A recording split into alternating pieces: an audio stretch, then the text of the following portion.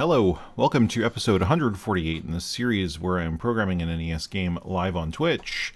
Let's get started. Just a couple of announcement little things here. So the first thing is I updated the Hello Mario project. So somebody commented, and they're totally correct, that the Hello Mario project had an issue where it would, on real hardware, it would not work 100% correct. So let's talk about that real quick, just because it's relevant. I just pushed up a change to it, so if you've ever looked at that, for some reason you might want to go back and look. Why isn't it in here? Open documents, Hello Mario, select. So let me go back to the previous version. So the previous version on an emulator generally worked fine.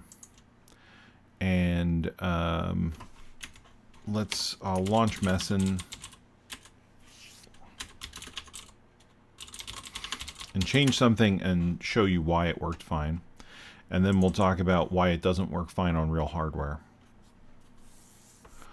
And this is down to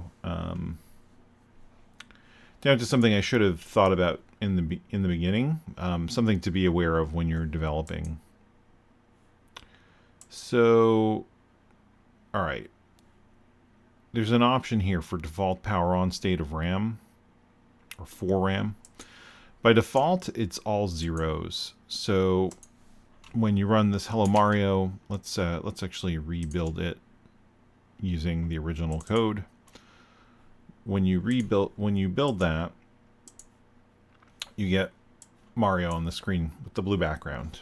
Looks good, right?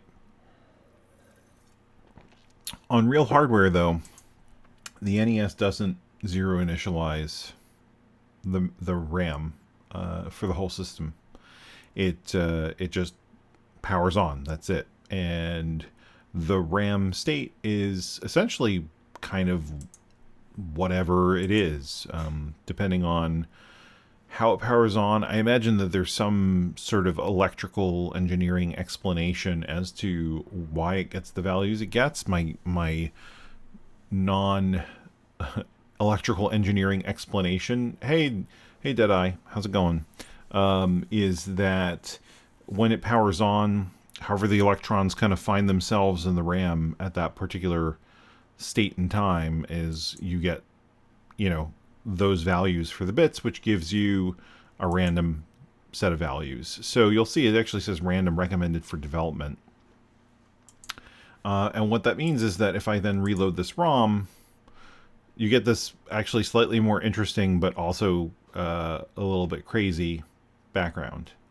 And the reason for that is because what it did was it went in and it initialized, the emulator went in and initialized the whole name table to random values, which is more similar. It's actually worse, I think, than what the real hardware does, because I don't think the real hardware is quite that randomized, but it's more, it's going to show you if you have problems with poor initialization. And so what I did was, for the Hello Mario project, I pushed up a change. I pushed up a change to initialize the name table. I actually did two things. I changed the mapper, the INES header mirroring from horizontal to vertical, because it means clearing the name table will be easier. And then I added this code to clear out the two name tables that we're using. The two name tables that are used on vertical mirroring are at 2000, hex address 2000, hex address 2400. And because they're contiguous, we just loop through the memory starting at 2000 and clear 2 name tables by initializing them to 0. So we just set x to 0, y to 0, and x is our main counter and y is our secondary counter.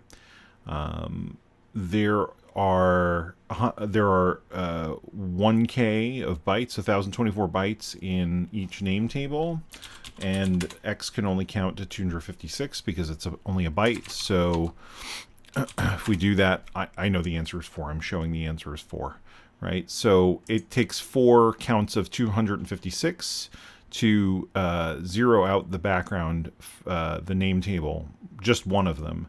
And then we have a second one afterwards. I mean, and if you look at, I don't know why I closed that. If you look at the value of, if we go to the programmer calculator and we go to hex mode, you'll see that 400 is 1024 in hex. And so that lines up with what I'm saying here with the memory. We start at 2000, we do 1K, which is 400 in hex, and then we do the next 1K at 2400. If we were doing the horizontal mirroring like we were before, then we would have to do 2000 and 2800, and so we would have 2 separate loops. This is just easier, and it doesn't really matter. We're not using the mirroring for anything in this particular project, so it just made this loop more compact. And because I didn't put anything video wise together to go along with that 0-page episode, I wanted to put some comments there to explain what that change was. I pushed that up to the GitHub, so if you have looked at that project in the past, it is now updated with this version. And so if we now build this version using the batch file, I closed this. Okay. If we use this version, we have this NES file. You'll see once it launches that now we have a clear background, right? And if we go back to the emulation options, it's not because I turned off that option. It's still random values, so there are other randomized values that will be loaded in. We might see, I don't know if the palettes have randomized values. It looks like they might. I don't remember if I loaded all the values in the palette, but whatever. The point is that this actually looks good. So on real hardware, this will work properly now. If you're using something like an EverDrive, or if you're burning, you know, an EEPROM or something like that, because I think the EverDrive will initialize a lot of the memory for you, which then can lead to problems when you're actually going from your own ROM, or you're using something like a GT-ROM flash board, where there is no initialization routine. So just something to keep in mind.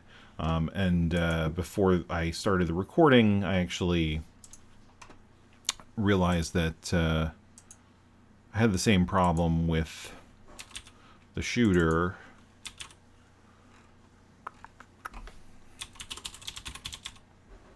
Where are you? The title screen does not look 100% correct because of the random values that are being loaded in. I'm not overly concerned by that. I mean, this title screen is just a placeholder anyway. Hey, Eugene, how's it going? So it looks funky. The colors are weird. Kind of reminds me of CGA graphics with the 2 colors that it's using, but regardless, that's why that looks that way. And so then we load this, and that looks fine because, you know, the background is actually being loaded by the game. And if we go to, let's see, we're trying to use the menu. I know the shortcut by hand, by memory. Yeah, so the background looks fine. Character viewer looks fine. Sprite viewer looks, you know, as expected, and the palettes look decent. Can't stay too long, unfortunately. Have to get the. Yeah, no problem. I know that's why you start your stream pretty late compared to mine. Well, it's only an hour, but I know that's why you start it later because his bedtime is a little bit late. I appreciate you dropping by, though. It's nice to have you on here.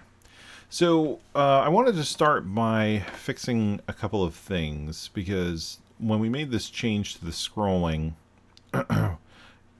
there were a couple of things that I noticed were breaking. So the first is, if we have too many things on screen, we get into this weird situation where now the player sprite starts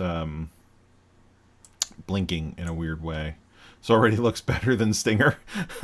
Thanks. So we have this repeat scrolling background that's working fine, but the sprite blinking is not.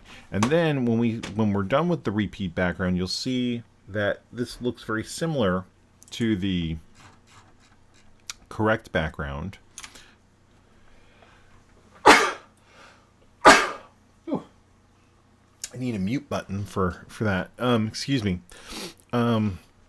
You'll see it looks already better. It looks close to being right, but it's not 100% correct.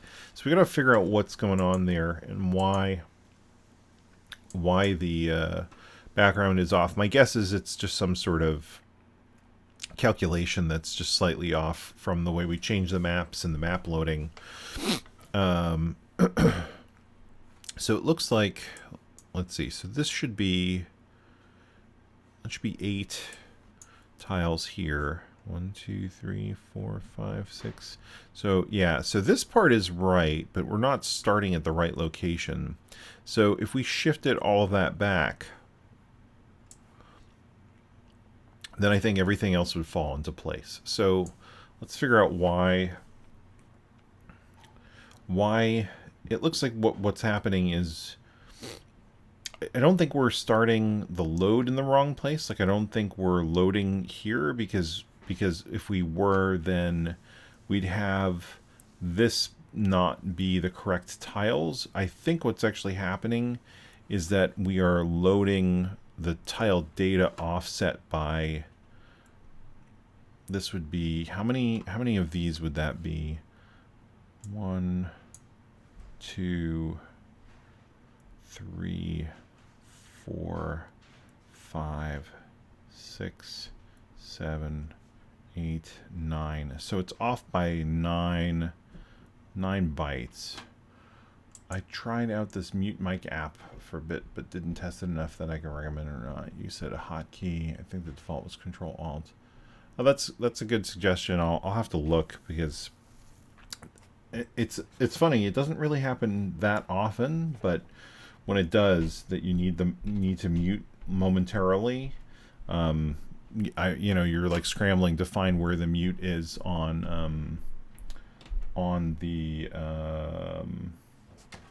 app. Mic mute. Okay. Yeah, Eugene, you. Yes.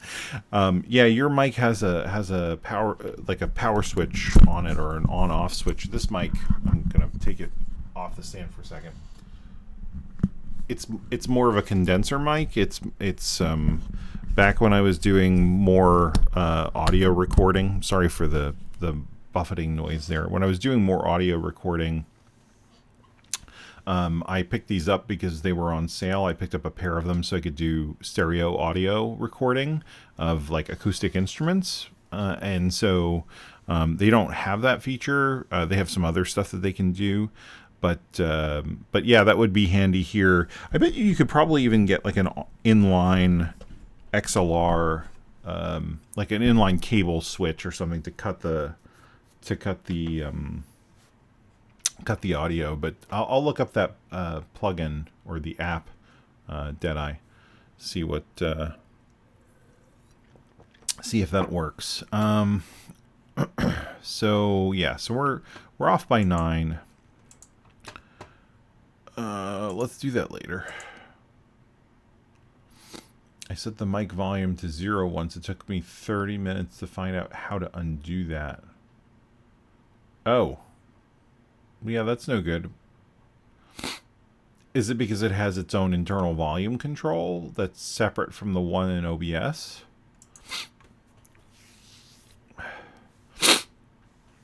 Alright, so this is not what we're working on now. Anyway, so let's see. Those are my notes. And repeat scroll. So let's swap to repeat scroll. Swap to map mode. All right, so swapping to map mode.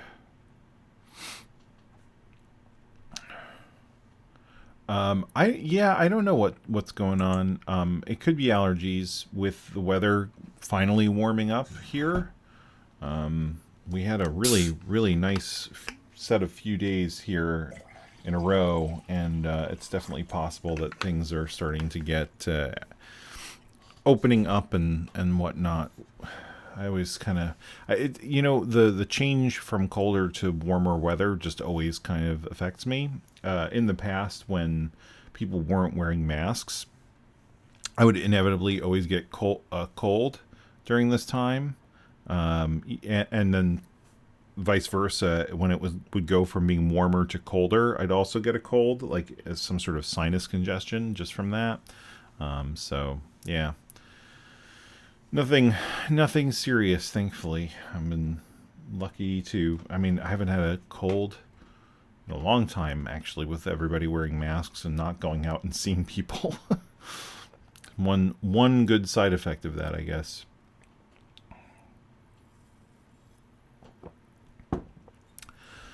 So we're calling a load level, and we're passing in those parameters. So let's go to load level and see. Oh, I remember from last time. Okay, so from last time what we were saying was that that the issue might be because it's not reloading the whole screen. So parameters 1 and 3 control the way that the load occurs. And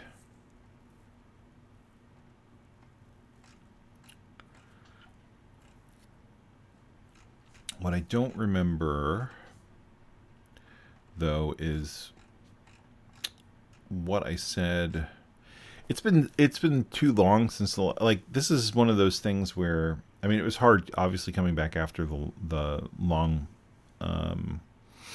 hiatus after the baby was born, but in some ways, like, all it takes is a week or two for you to forget kind of where things were, especially because it's been super busy. Work has just kind of been slamming me a little bit with a few things going on, and it's been tough, and I've been kind of staying up too late and not getting enough sleep. So today's like the first day that I actually feel energized enough to actually do this.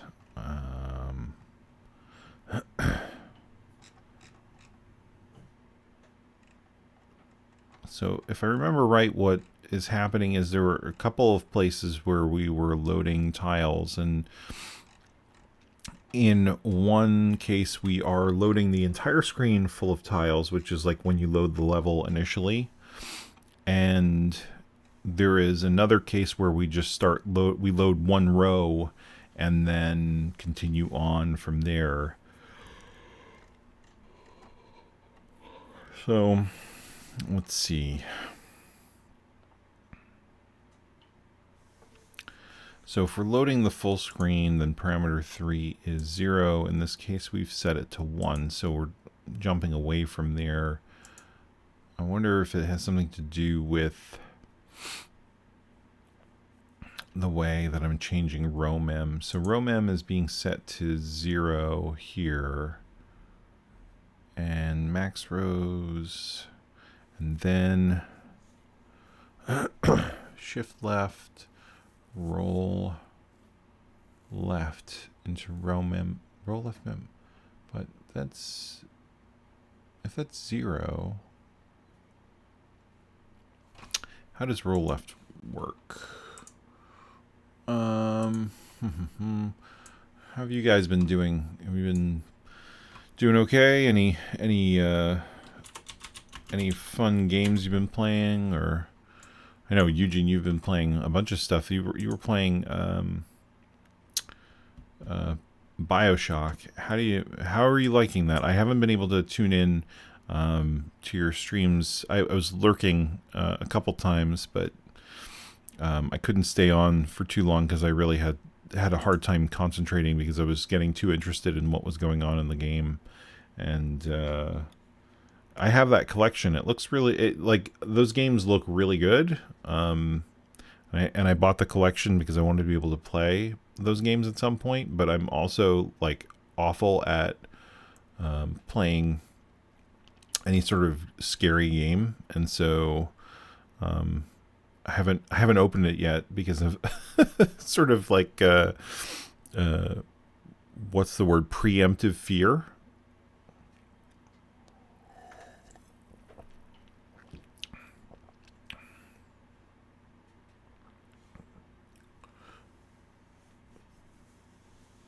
Oh yeah, Chris, I forgot about those. So yeah, how are those? I have to check those out. How are those episodes going? So Eugene, I don't know if you know what Deadeye is working on with the homebrew commentary episodes. He's having the developer play the game and talk about it while they're playing, which I think is so cool. I love those kinds of interviews and those kinds of videos. I've seen you posting, like, I think actually I don't want to say because I don't know if you want anybody else knowing who else. I saw someone pop in there today and I was like, oh, that's going to be awesome. I can't wait for him to talk about it. So I need to check out what you've done so far because it's really, really cool. One published so far. Okay, cool. Yeah, that's really, really neat, and I'm excited to.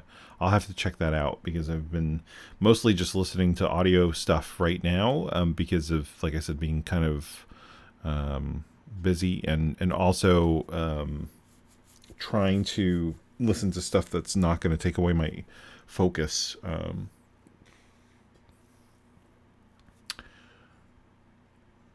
Yeah, Jeremy Parrish does a lot of good interviews, and I like his podcasts. I play and record the game and then play the footage and the developer, and I comment over it like a film. Yeah, that's cool. Yeah, I'm excited to see that. Civic has recorded commentary on BK Play. Oh, really? I didn't know that. I'll have to check that one out too. Shift all bits left one position.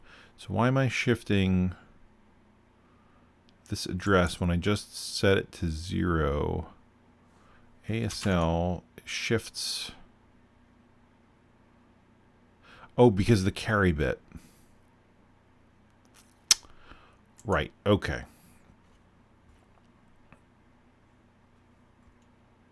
Oh, cool. That's a fun game. That's a good one, Alfonso. So 2, 4, 8, 16. So we're multiplying by 16. And then we're storing it, and then we're loading level mem and adding row mem, and then storing that so that we get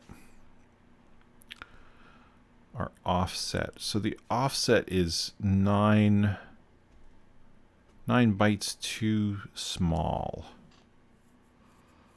Clear carry, add carry, row mem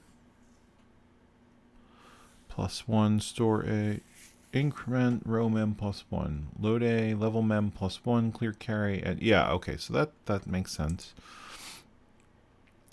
So where are the 9 bytes? Like I could kludge in 9 bytes, but I'd like to know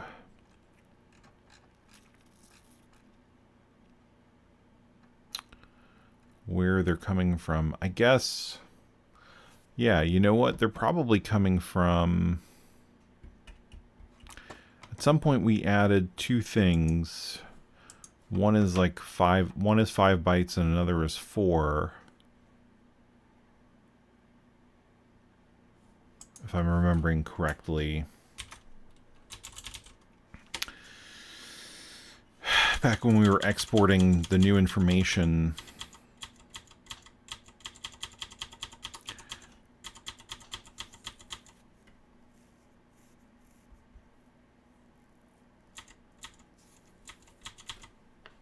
Yeah, it's funny how people get like overwhelmed by having too many buttons. I feel like if I've played a game through, or if I start with a game and I play it through consistently, you know, kind of until I'm done with it, I'm fine. But if I went back to Breath of the Wild just recently to, I forget why. I was confirming that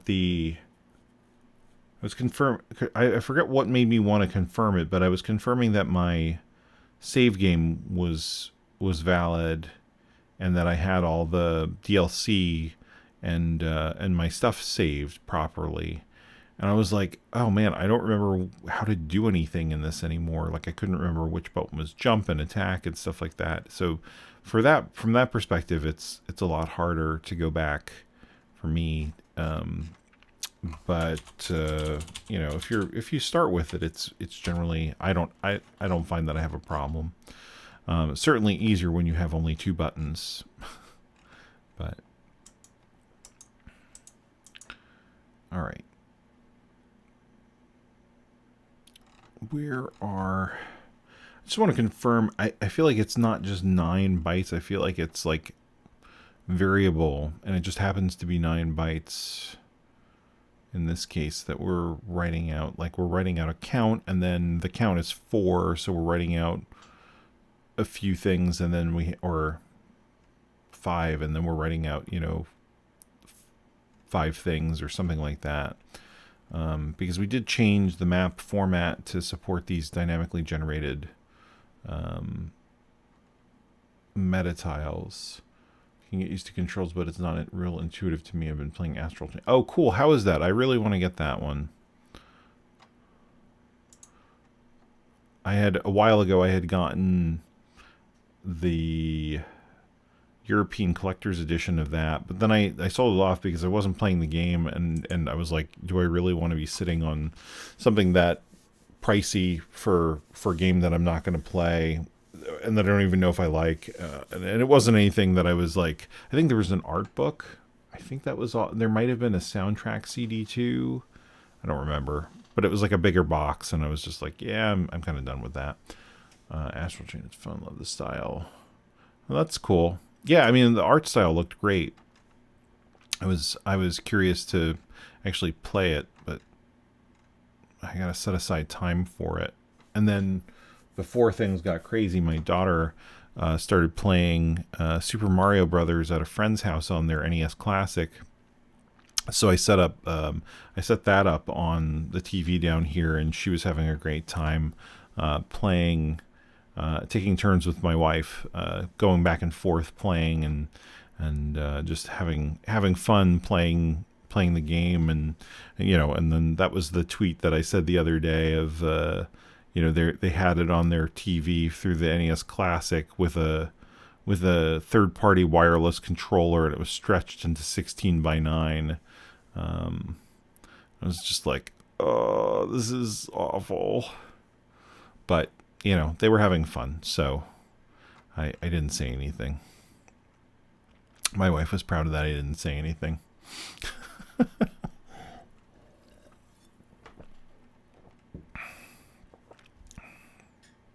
All right, so let me see here.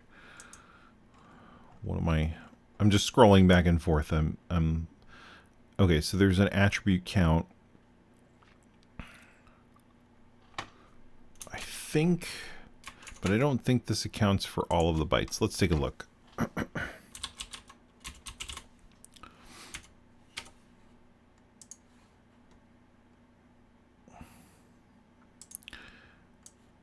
I mean, the thing is, you know, with that, it's like, of course, they're not going to spend $180 or more on something like the retro USB AVS, right?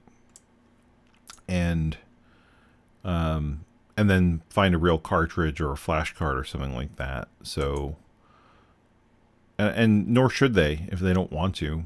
They were having a lot of fun playing it that way, and I think that's ultimately the more important thing. Let's see. Let's walk through the bytes here. I should kind of diagram this out or something like that. So the map height is 69 in hex.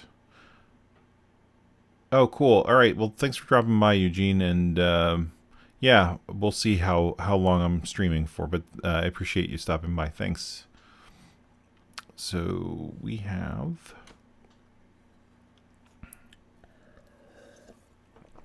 that byte, and then we write off the attribute counts. There are 8 of those. Is that right? Is that the next? Is that really the next write that we do?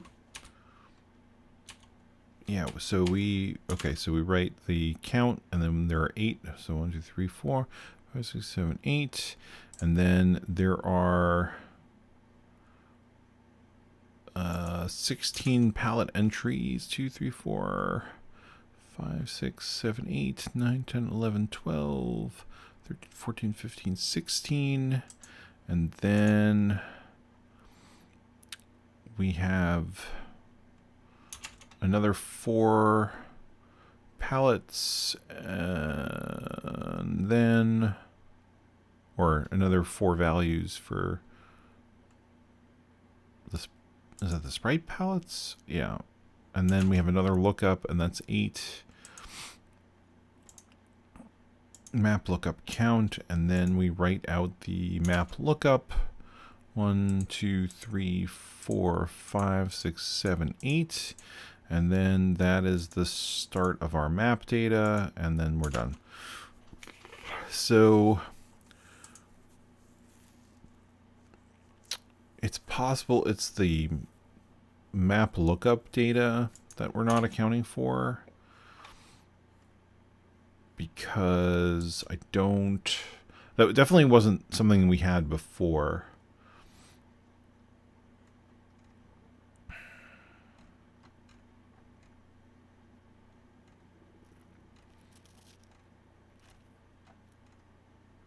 I'm tempted to just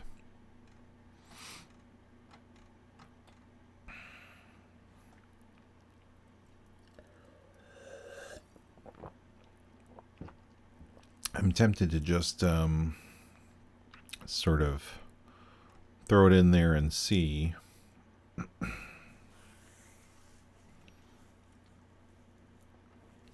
That's max rows. Where is the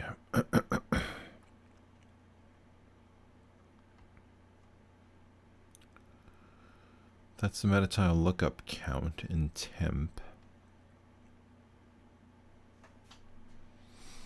Oh, but we're adding that to level mem. Load A. So we add that in.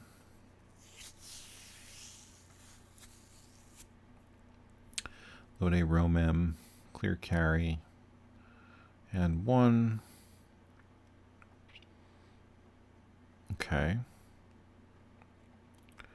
And then we're doing the attribute lookup location.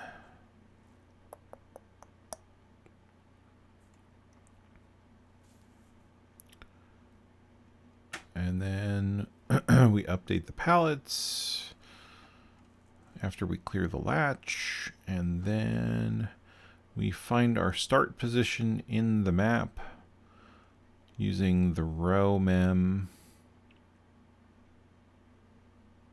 and the level memory, and then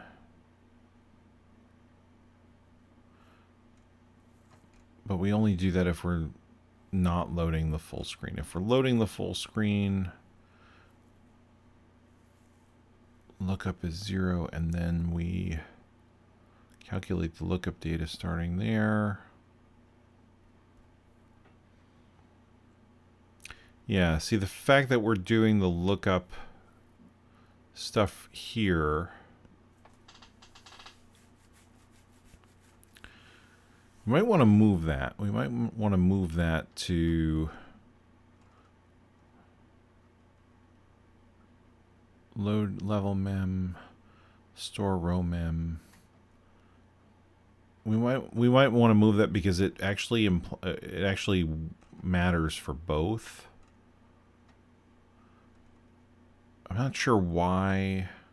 Let's try that. I'm not sure why that was not included in what I was doing before. It might have been that it was just a mistake, but we'll see. So before we go to load the full screen,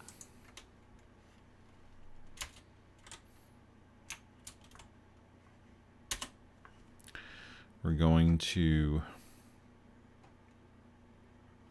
actually let me create a divider here so I can see where the code comes in, because it's not clear to me just looking at it here. Okay, so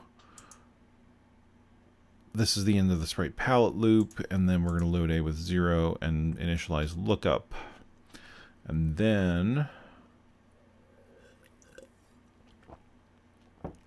we're going to calculate our position based off of the lookup count so that we're offset properly. And then we're going to store that into ROM.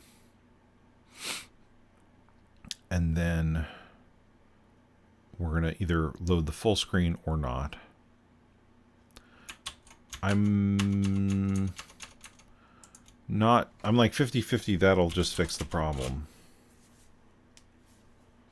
Oh, yeah. So before, for the Hello Mario stuff, I was changing CC65 because it uses the default configuration, and I do not. So I think you can pass that as a command line argument. I should probably figure out what that option is. It's not really super important. At least not right now.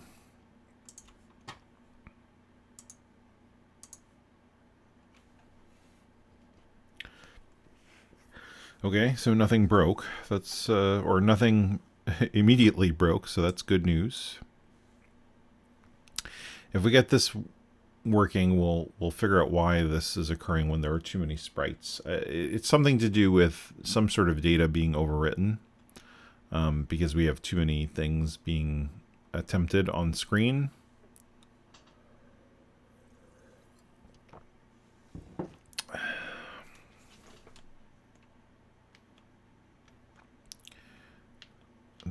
I think it'll be relatively simple to. There we go. Hey, look at that. I should have had more confidence in myself. But, you know, it's like I said, you kind of assume certain things, and it's been a while, so I wasn't sure if I remembered that right. So, okay, great. So now it's just going to infinitely loop here. And what I'd like to do is, if we can get the sprite stuff working correctly, I did notice that it doesn't seem to have loaded the enemy sprites this time around. That's interesting. Did I miss them? It's possible. They do come through pretty quick. No, they just didn't load. Okay, so we have a couple things to fix. One is the sprites. Are they active and we just can't see them? I'll position the ship in a way where if they actually spawn, we'll see them. Last time I got the Lua stuff working again, right? Oh, just for the position of the player. Yeah, that's okay. I don't need that right now.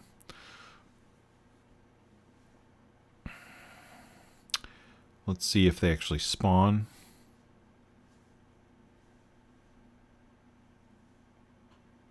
Even if we can't see them. It doesn't look like it because the ship didn't get destroyed. So unless collision is broken too. No. Okay. Well, let's tackle one thing at a time. So the scrolling, the repeat scrolling is good. Now let's figure out why too many sprites is breaking things. You know what? I will use... I wonder if I should use the memory viewer, or if I should work on do it in the Lua script. I mean, ultimately, it would be good to have it working in the Lua script, so let's do that.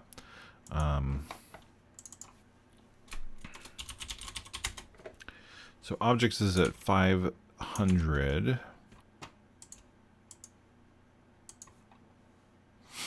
And I had turned off this a while ago because, you know, obviously it wasn't doing, I didn't need it. So let's see. Objects address. That is looping through there, but I don't think it is. What is that? That's updating this types. Okay, yeah, so this is what I want here.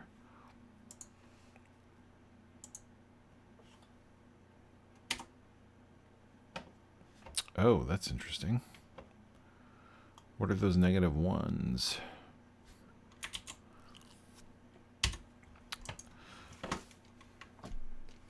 Oh, I wish the script would load automatically. It's still one of my... I know it's open source. I could probably just fix it to do that. Are these... Oh, you know what? I changed the entity structure, so that's probably why. That's probably why that's looking weird. All right, so an entity is not 6 bytes anymore, right? It's 1, 2, 4, 5, 6, 7, 8, 9, 11. It's 11 bytes. 11. So that would have an impact because that means that the positioning of the data is different. But that still looks incorrect. But also, oh, wait a minute. So this is this, and then the type, I changed the wrong thing. 1, 2, 4, 5, 6, 7. So this should be position 7, 7. And then the size is 11. Let's see how that looks. Okay, that looks more like a reasonable set of numbers.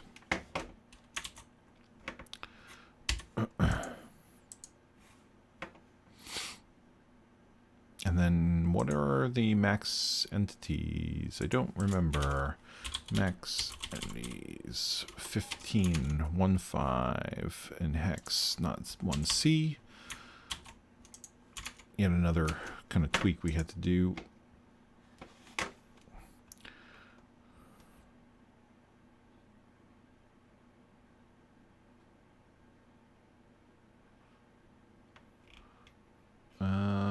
Okay, a couple things. So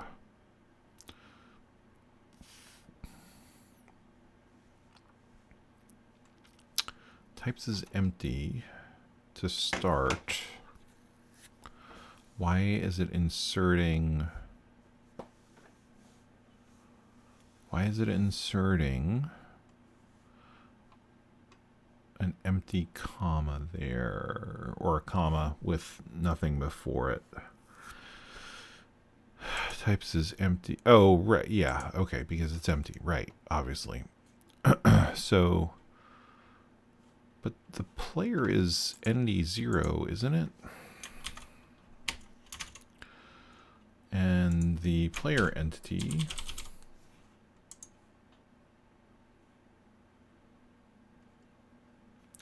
is 3.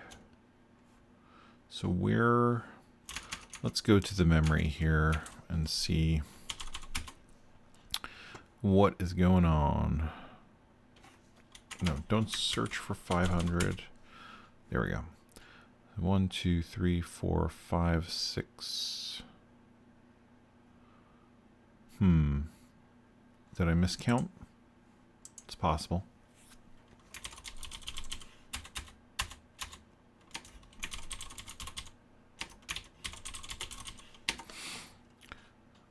0. Yeah, I'm off by 1, right? 0, 1, 2, 3, 4, 5, 6. So that is 6, not 7. I should know better than that. Alright, so now we're back to something that looks a little bit reasonable. We have the player entity. We have these two entities that are sticking around, which don't make any sense.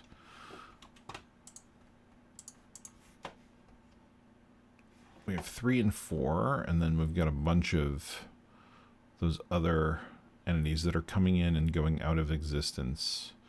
So what is 11? Where is 11 coming from? 11 is not a thing. That might be causing the problem. I wonder if... whoa, that's trippy messing. 11 is B, right?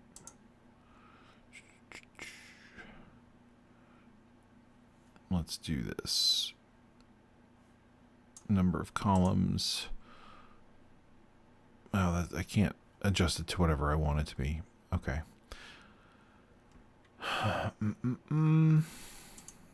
Really? There's a bunch of 0 entities here. Guess it could be one of these.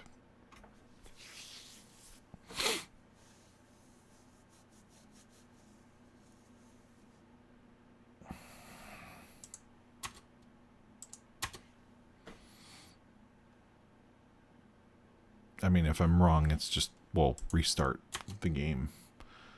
The emulator is... Okay, I did zero it out now, but I'm still seeing... What is 7? And why is that still there? We don't need this. We don't need that.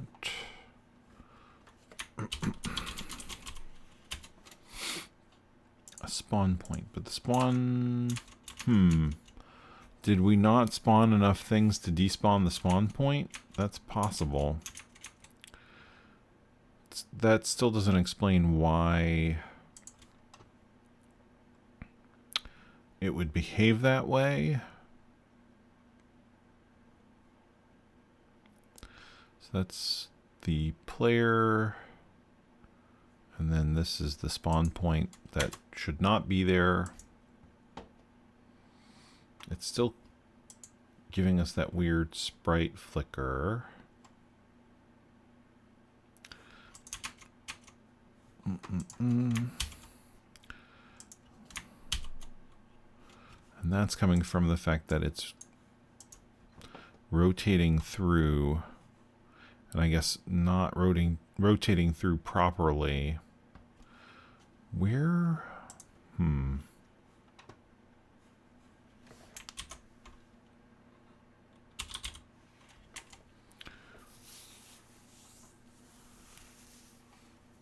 Entity start times 12. Uh-oh.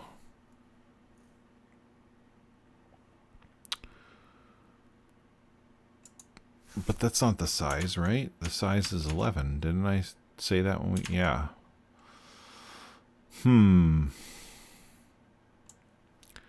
So...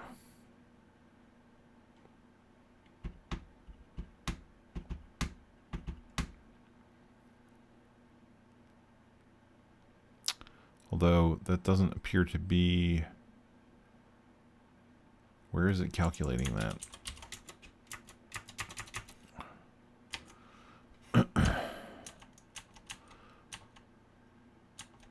It doesn't actually, it's not actually doing, it's not doing that at all. I think, yeah, that's what I remembered. I remember taking that out.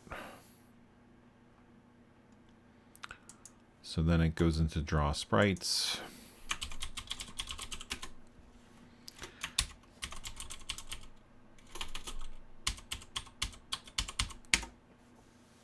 This says 11. So this is actually doing... Oh, I see. So this is actually doing that, and... Shouldn't be. should be 11, right? So entity start shifted by 3. That's multiplied by 8. Right? I remember this being confusing when I did it last time.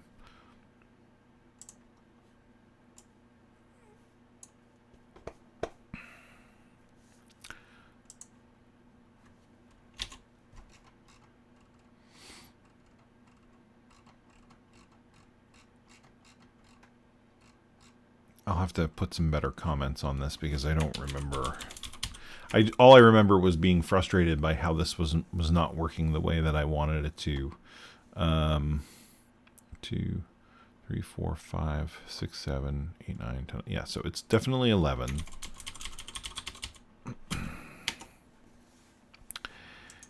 So this should be 11. And then shifted by 3 is... yeah, times 8. And then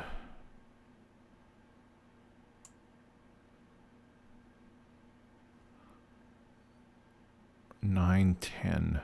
So that's not even right. There's like, we're actually one too short here for this to actually technically work, because we're multiplying by whatever we can actually multiply that's the power of 2, and then we're just adding in the rest.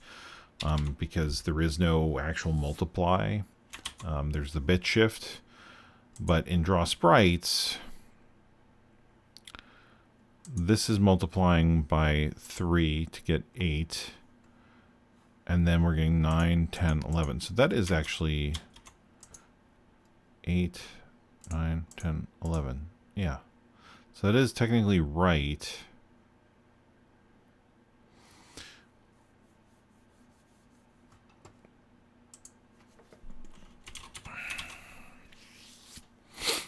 You know what maybe would make this better is if we do this instead.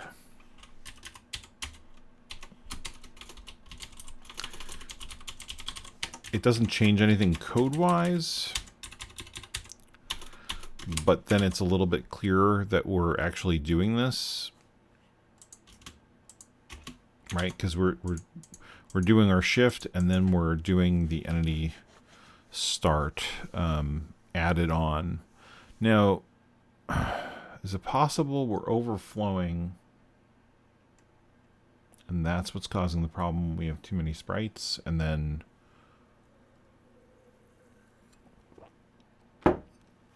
that's breaking things.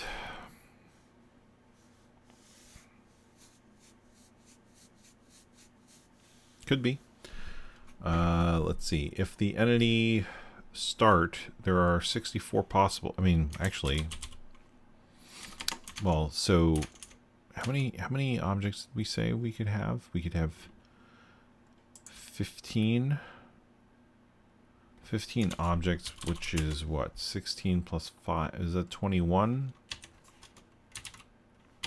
So 21 times 11. No, that's under 255. So we're not going to overflow the byte, thankfully. And we're transferring A to X.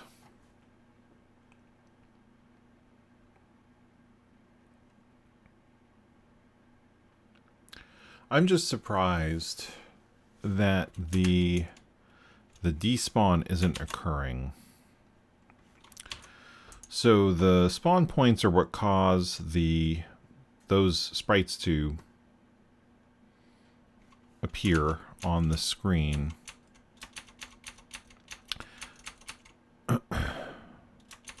And they should be despawning.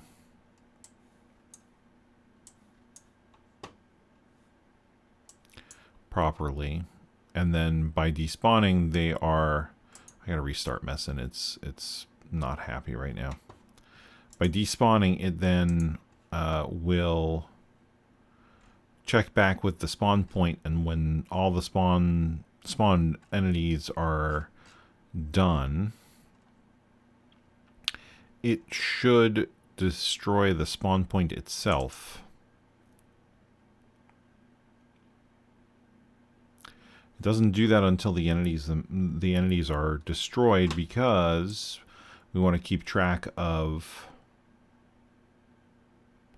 whether or not they were all blown up by the player in order to do things like bonuses and whatnot.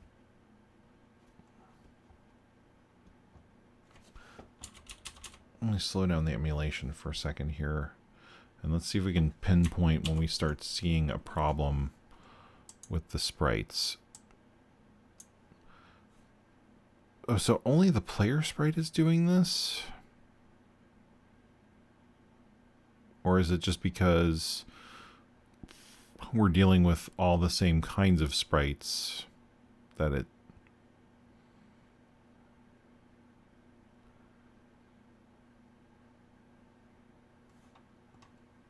It's interesting. I'd love to know... Let's go back for a second. When did that 11 appear?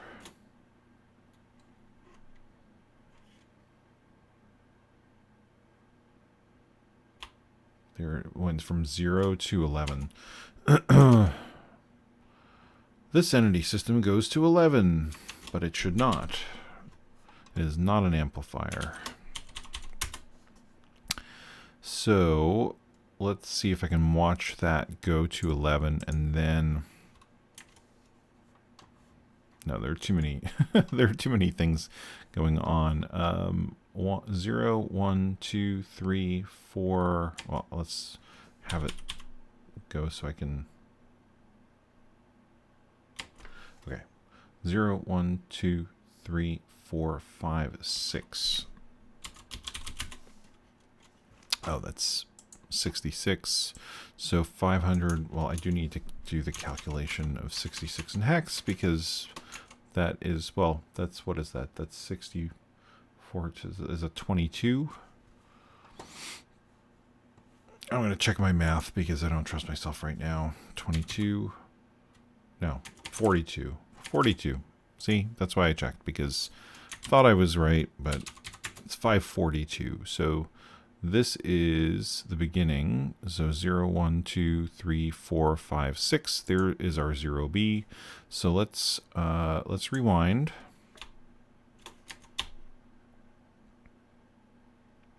And watch what happens. Because it doesn't go immediately to B. It goes from 7 to 0. And then it becomes B. What I want to do is I want to get us to a point where I can actually set a breakpoint on that memory write and see what is actually doing that.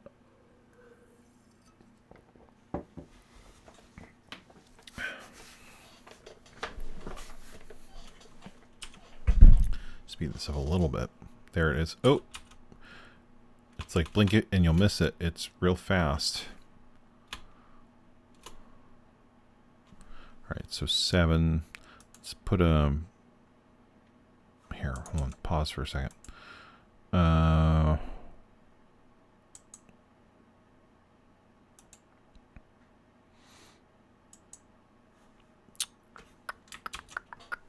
Need to put a breakpoint on that. Open the debugger, please. Okay. So that is the watch, but we want to break. I want a breakpoint. I don't need these breakpoints. I want CPU memory is written at 548.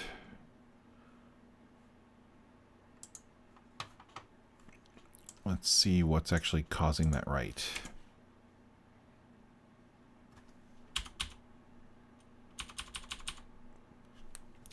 All right, so clear object entity, that would make sense that that would go to 0 because the entity is destroyed. So now we're calling this to tell it to clear that out, right? So that's cool. That is the way that should work. Oh, I tried to load the code and it is not happy.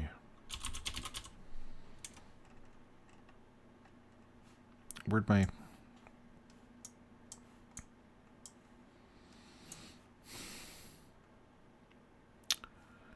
Where is this? Okay, cool. Yes, it's zeroing out the entity type. Good. That makes sense.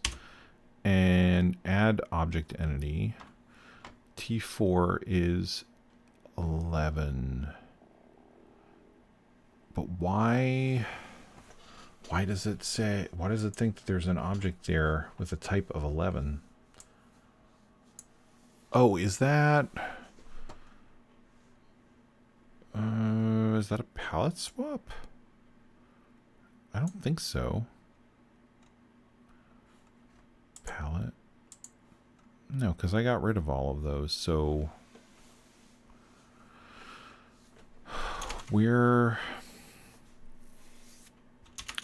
let's look at the data for the map objects and see if we can pinpoint what it's actually reading.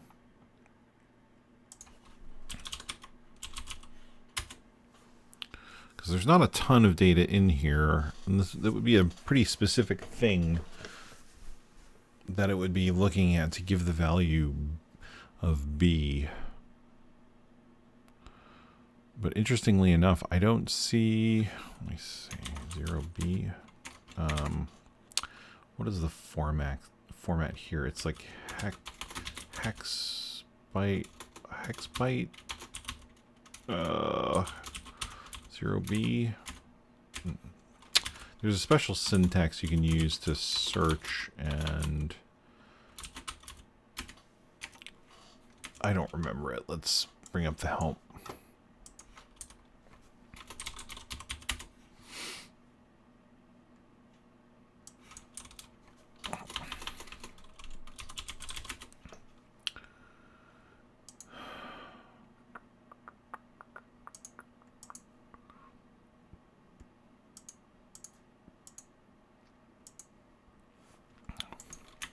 What did it say? Please refer the online's help using the special syntax. Okay. Couldn't remember. Syntax. Yeah. So I'm sure I'm like super close. Byte size data with a decimal value. So I was close. Yeah, it should just be BH colon and then the value. And that's funny because that's what I did initially. 0B. So 0B is not there. So T4, load a T4. T4 is coming from the map. Loading code. Where we process a spawn point. Oh. Really? Well, that's interesting because that should not... Why? How on earth would it do that? That would mean that the spawn point... YV. The spawn point is...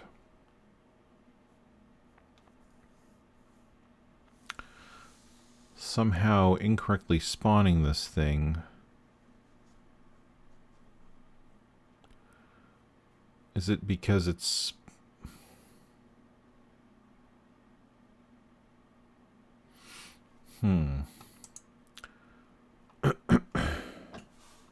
So 6s are those bad guys, right? And 7s are the spawn points. 1, 2, 3, 4. So there are 4 spawn points. Excuse me.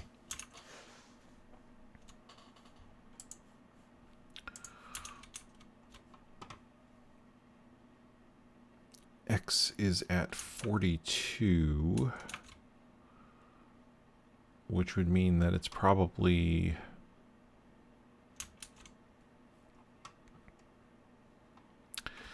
don't know if add map object uses X. Does it? It does. Okay, so it's pushed onto the stack at some point here. So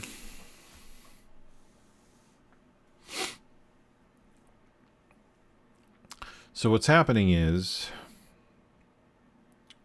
I mean, the code is doing what it's supposed to do. What it's doing is it's saying, okay, I need to spawn something, and it's looking for an empty entry. And so far as it's concerned, this point here, that's a 0 right now, is a perfectly valid empty entry for us to put the object into, right?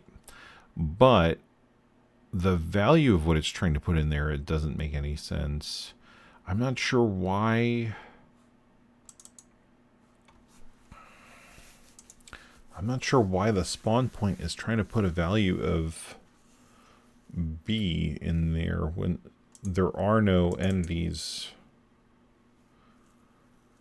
There are no things that are B's. Why V? That's a possible. I mean, it's possible that it's just the. I mean, it's possible it's a couple of things. One is that it's possible that the YV value of that spawn point is incorrect. It's also possible that the value of X is incorrect. I'm leaning more towards YV being the problem, that there's some sort of issue with the way that something is updating the YV value with, for some reason, even though it shouldn't be, causing us to load an invalid value.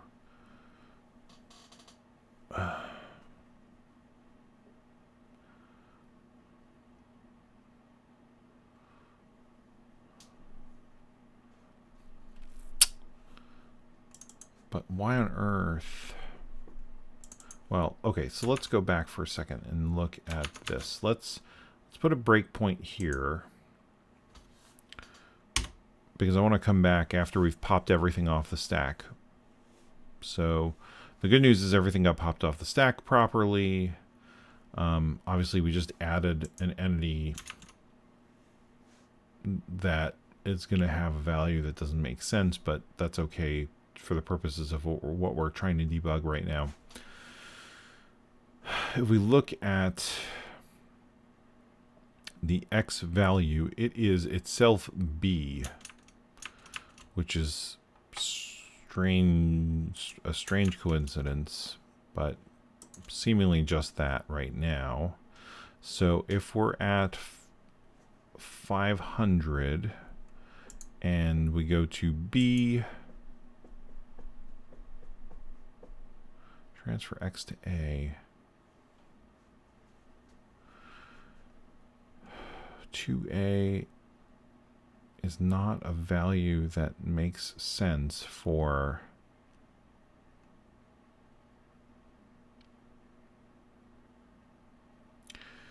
what we're seeing. Oh, well, actually, that's not true. Where is YV located in the RAM?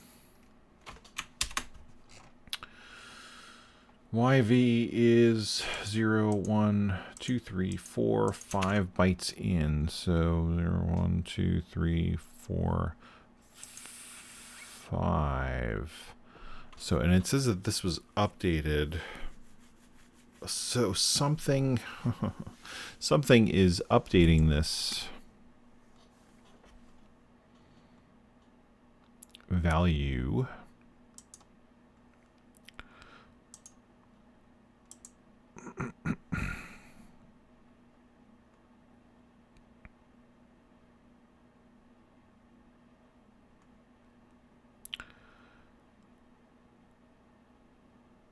Can I check to see?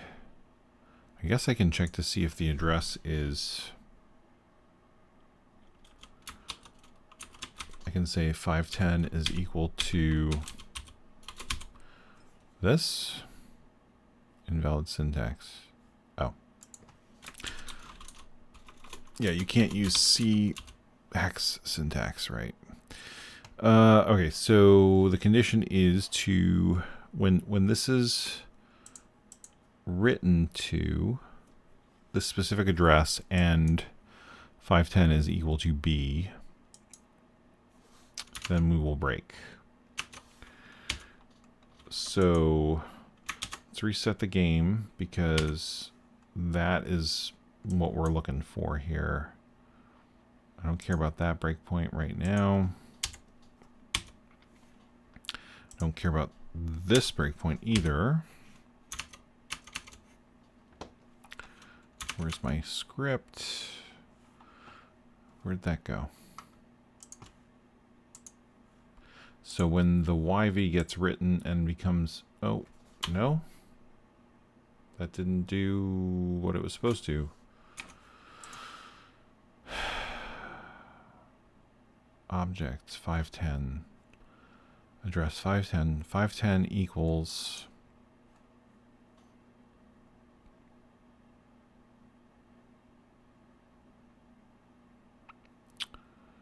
address byte. Yeah, is equal to 0B.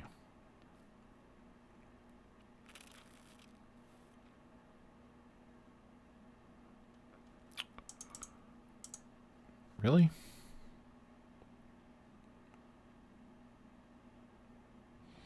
Or does it, is it looking at that as a, is it looking at that as a literal? I can do X is equal to that. Thanks, Deadeye. Thanks for stopping by. Have a good night. Let's see here. Does this only work for if you do any like that? Maybe. I haven't really. Ah, okay. Yeah, that's what it was. Okay, that makes sense.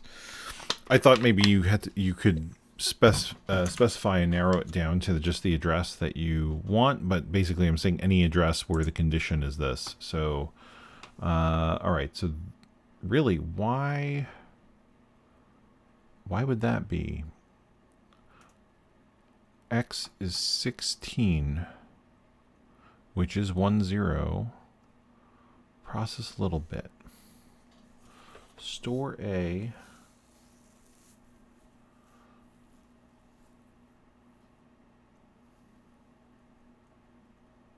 Oh, wait a minute. That's weird.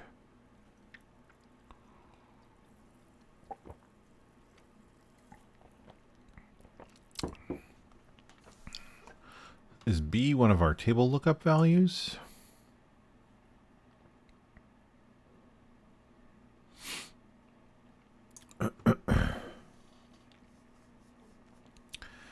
No, A is...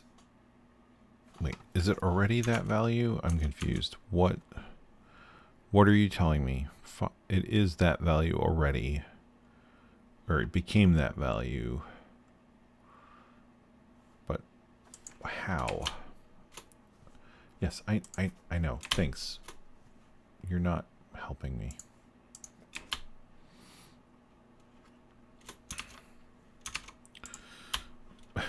Now it's moving too fast.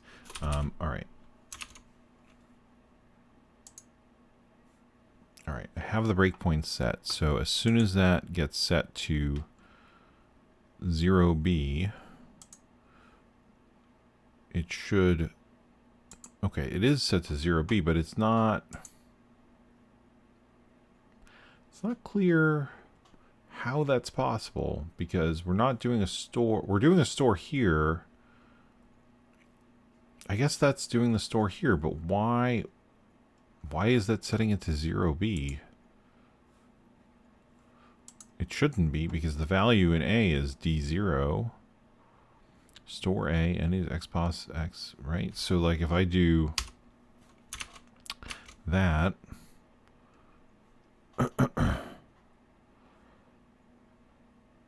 yeah, actually, and that's, yeah, so that's not correct. This is not doing what it's supposed to be doing. Okay. Let's just do Is this going to be like impossible to use if I do that? I gotta turn this off so I can back up for a second. Okay. And then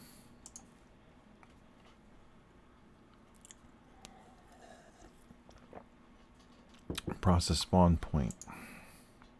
Store data +1, comma x. Store the parent of the object in the object for group counting. So objects entity data +1. So that's 7. So that's 507, 508 plus x is 8. So that's 516. So that's 510. So that's wrong. This is just a bug in this code. It could be.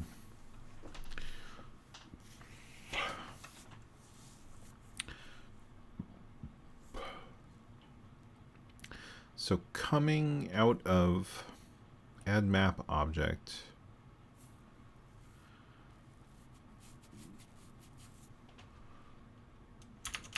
let's see here.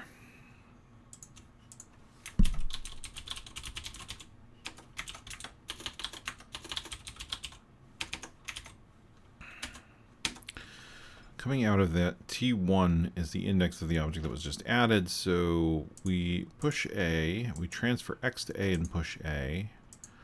And then when we come out, we pull A, we transfer A to X, and then we pull A, and then we return. So coming out of there, X should be whatever it was when we went in, which is the offset here. It transfers X to A, and then it stores that into T2.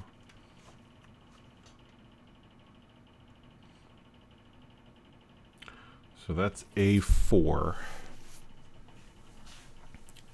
And then it pushes A.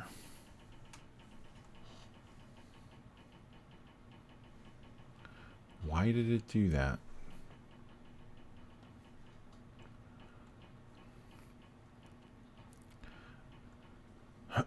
It's loading X.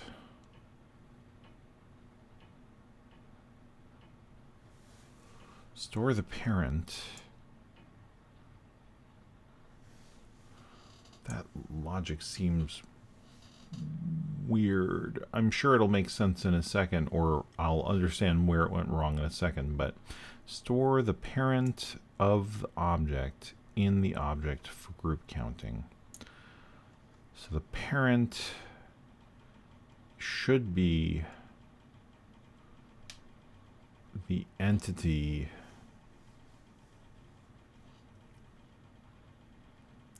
position.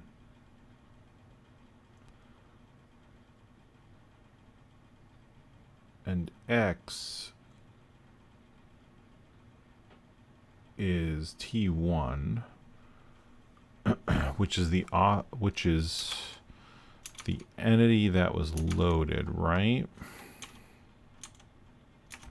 The index of the object that was just loaded, but is it the the absolute index, or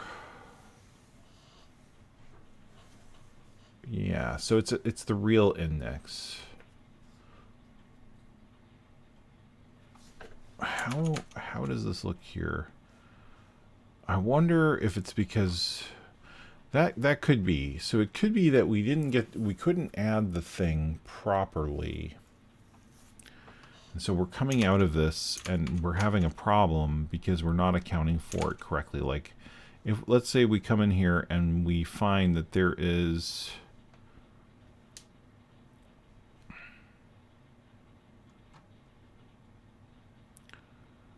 done with object add. So we just jump out because there's no room, right?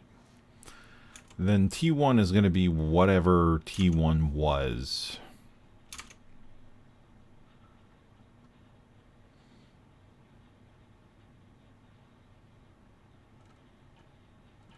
Let's do this. I want to see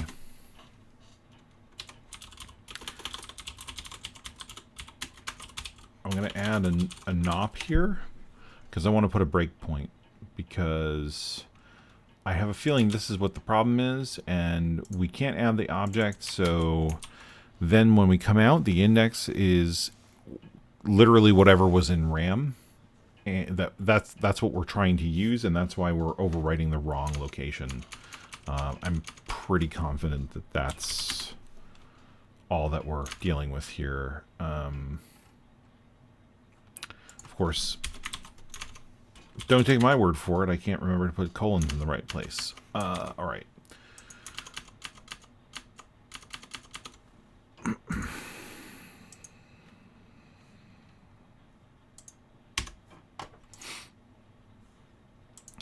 Yeah, I know. Thanks. Okay.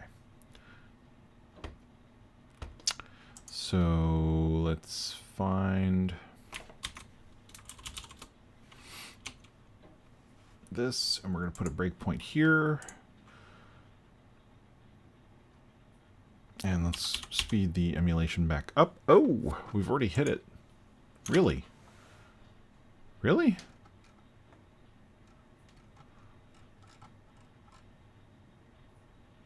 That's surprising. Compare X to U-bound entities. Branch if not equal. Otherwise add object failed. Oh, no. Yeah, let's jump over that to done with object. In my mind, the code already knew to skip that NOP. But of course it doesn't. It just keeps running through. So, yeah. All right.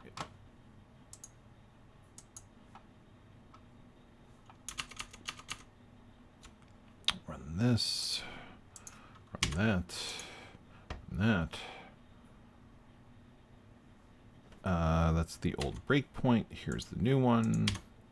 Stop freaking me out. All right.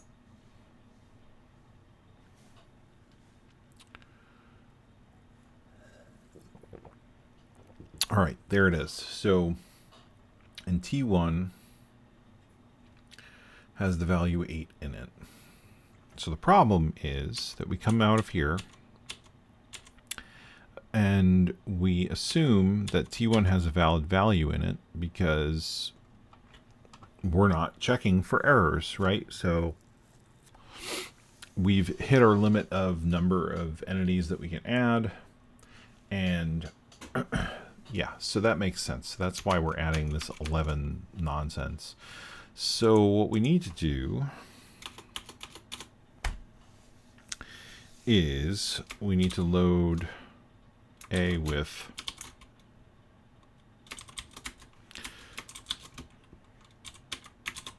so basically we're never going to have a case where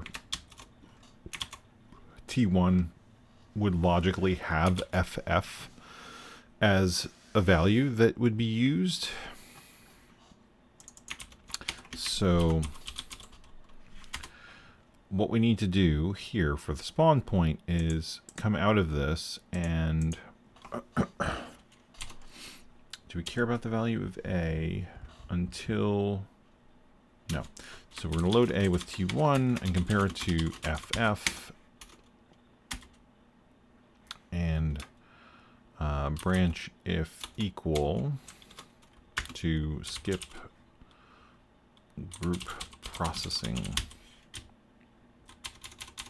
So basically what happened was we didn't add the object, so don't try to set it up because we will corrupt memory if we do.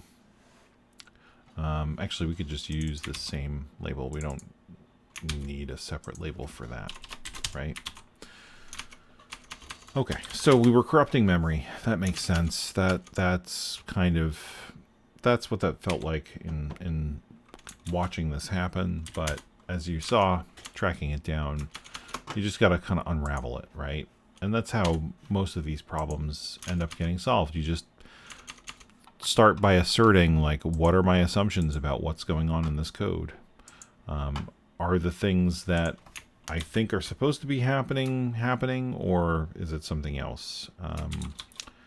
And eventually you will find the thing that you thought was happening that did not actually happen the way that you expected it to.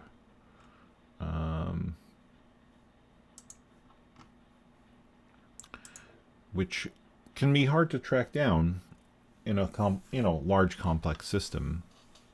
And also if you have lots of things going on, right? It's hard to track down. Like if you've got a database and a transport for your database and all these components that are, taking the data and converting it and sending it down a pipeline to some other component that then eventually persists it. It's like, yeah, finding where the thing is broken is much harder in that scenario. So, that's where you start breaking it down. And that's where things like unit testing and integration tests really help, right? Because like if you can break it down into a scenario that's testable, you can say, okay, like here are my 5 things that are happening from the start of the point where I know it's okay to the start of the point where it's broken. Oops, bumped the mic. And like, okay, so let's test the first step, and let's test the second step, and let's test the third step. And sometimes even you do that and that doesn't work, because it turns out that the issue isn't the component itself. Like it's not the component converting the data wrong, or it's not the component corrupting the data.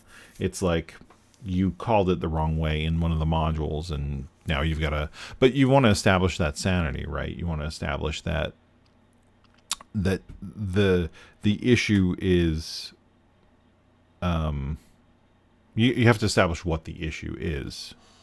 So you have to check to make sure that the processes that are being carried out are actually being carried out in the way that you expect them to be. And then the other thing is that I've found personally, it's like 9 times out of 10, if I say to myself, oh, well, there's no way it could be that thing, then I go test that thing, because 9 times out of 10, that's exactly what it is. And in the past, when I would say, oh, there's no way it could be that thing, and I was so sure of myself that it wasn't that thing, I'd spend 2 hours or 3 hours or more trying to find problems that didn't exist in other areas, and instead it was the thing that I assumed was working. And a lot of times they're like little trivial things, right? They're like, oh, well, of course it's loading the file properly, right? But you should check that, because what does it take? It takes 5 minutes to check that. And then after you check that, that everything moving forward is right. If you don't check that and you assume that part is working, well then, you run into the problem later where it's like, well, everything else seems like it's fine. I don't understand why it's not working. And then it's like, oh, yeah, it didn't load the file properly. I just wasted 4 hours on something that could have been fixed in 10 minutes.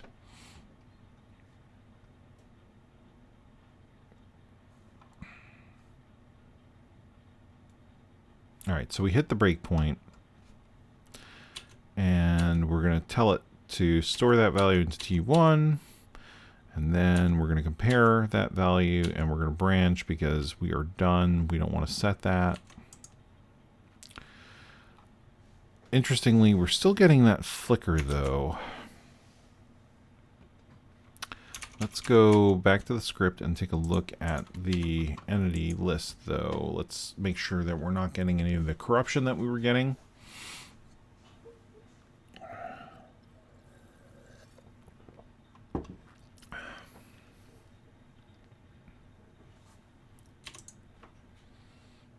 Yeah, all of that looks good. We're still getting a spawn point that is not 100% right. Oh, you know what it is? Okay, so that's probably the spawn point that added the entity that didn't get spawned. And so what it's got to do now, it needs to decrement. We actually have to process the failure.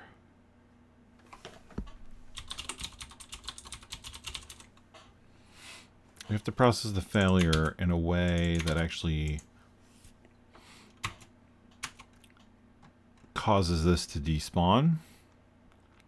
So we know the Y position is, let's see, does it increment? So this is how many more need to be spawned. So we want to potentially decrement Y position because, let's see, do we increment it here anywhere? We decrement data +1.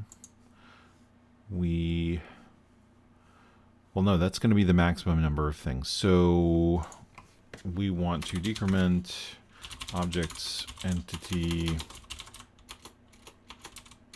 Can't type tonight. Come on.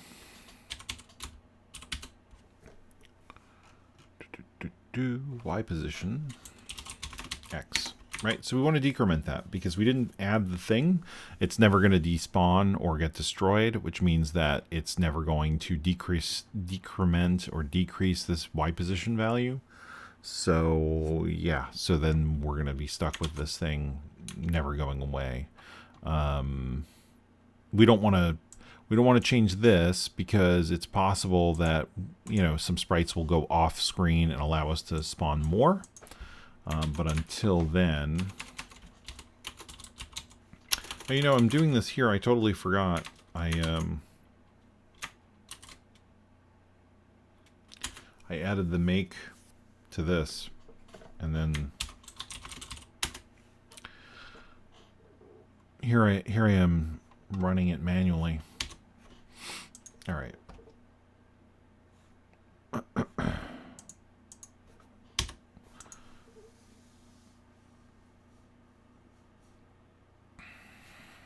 Let's go to the script here because I want that to be up and running. But all right, so that failed to add. And then we're going to decrement this value. So this is going to be entities. So that's 500. X is B. Go to 50B. Actually, it's 500 and 1 plus B. So it's this guy here, 50C. So we're going to decrement that. So that should go down to 1. It did. Okay, good. And then let's keep going. Let's make sure that this, I want to watch the whole process right now. So let's go back to the script. The debugger decided that it was not happy with me just closing it. Okay.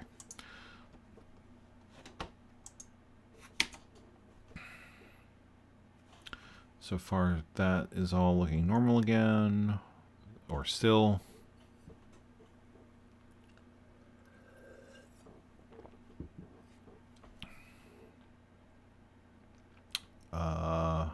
What?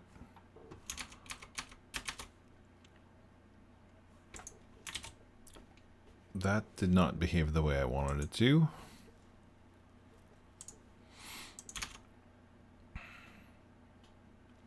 Yeah, because it became negative. Why did it become negative? If it happened too many times?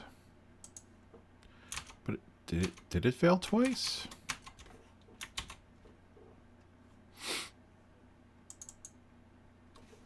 That would be surprising. Go to location.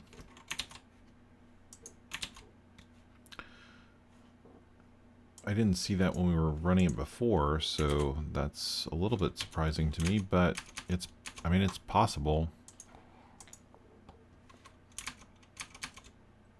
Oops.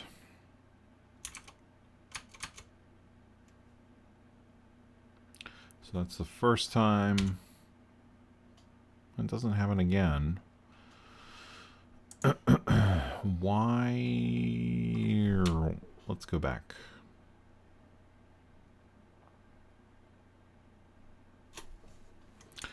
Those are just kind of on loop, which is why they're just kind of floating around there over and over again. It's a little strange that that's happening too, but obviously something is still not 100%. So we failed to add the object.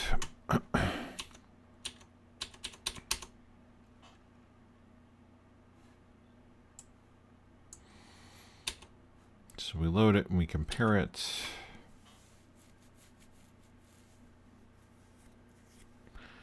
We don't bother. Well, we're not pushing. Okay, so that's fine. We're not doing anything wrong with the stack there. We're just decrementing that value. Well, that's...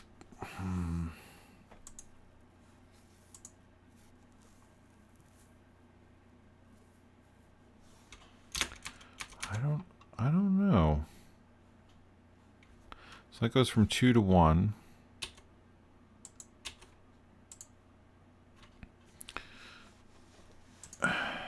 Is that the right value? Load A, Y position, clear object entity, check the child count value. Yeah, I mean, that's what I'm clearing out. We're decrementing the number left to spawn, loading data, X position. So this is all stuff that we're using to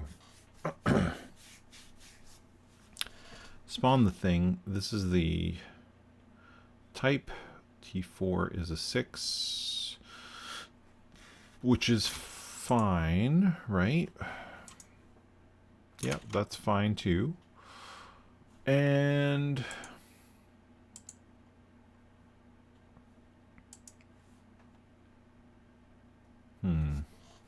so then we come out and we say, all right, well, we couldn't spawn that, so it's never going to despawn itself. So we need to do that now.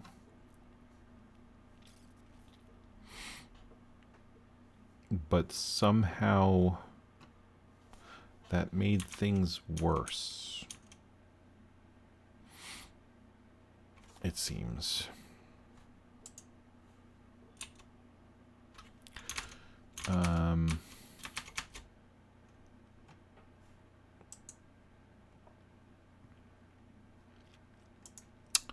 Let us put some breakpoints here.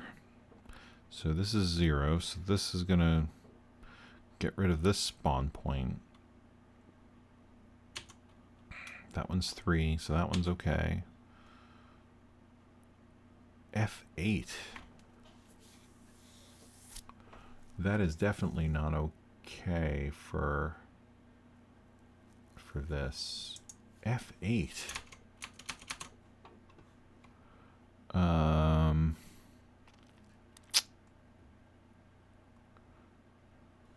Where's X? X is 37, so 537. F8.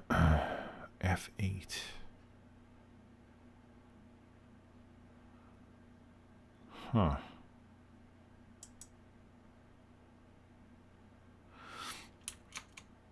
There definitely aren't that many.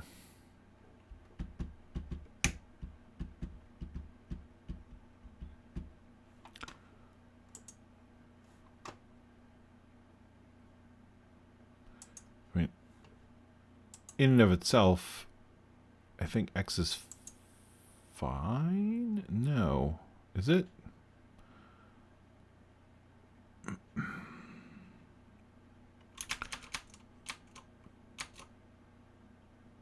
Six is the offset. 0, 1, 2, 3, 4, 5, 6. So 7 is definitely a spawn point. So it thinks this is a spawn point, but the remaining count is impossibly high.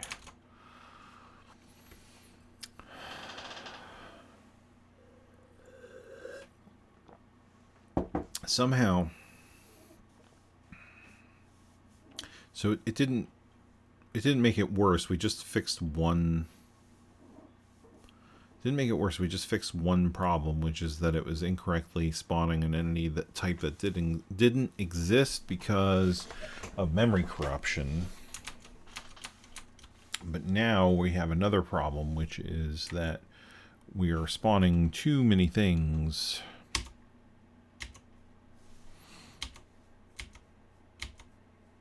And that's not decreasing. It'll never decrease enough to despawn. So that 7 will persist, and those 6s are not despawning for reasons. If I crash into them, are they real? Yeah, that's definitely real. So they're not like phantom objects that are behaving like they're there, but they're not. And then I can't actually see my bullet shots.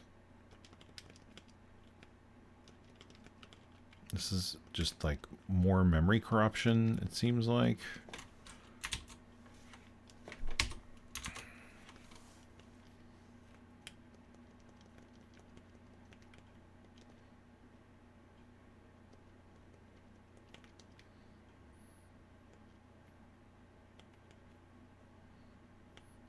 So they're just hanging out, huh?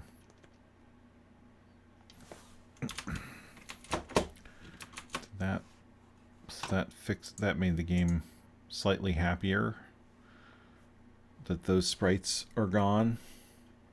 That spawn point will never go away because it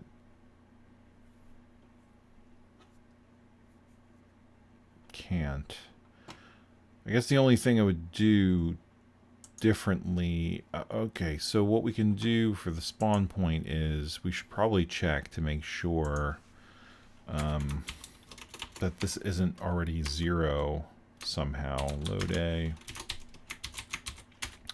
branch if equal to there. So if it's 0, then just skip this. Otherwise, do the decrement. I'm not sure how we would get into that situation, but I guess it's probably better to check that so we don't end up with FF and then have a value that makes no sense for a remaining count, and then the thing never despawns. So I don't even want to know what that was. We're going to pretend we didn't see that for now, because we're going to deal with one problem at a time. I don't know why that breakpoint is still there.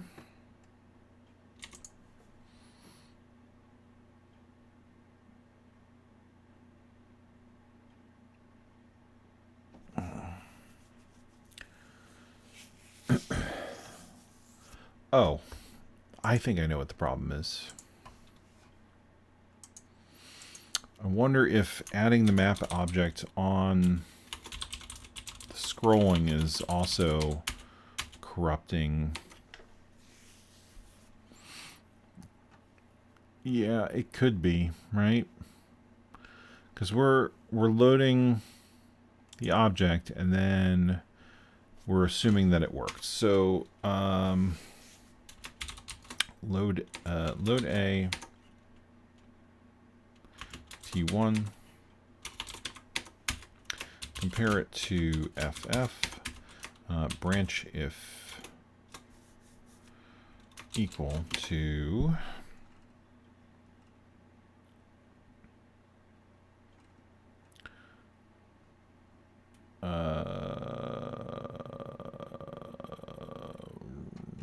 we'll do skip processing object is what we will call this.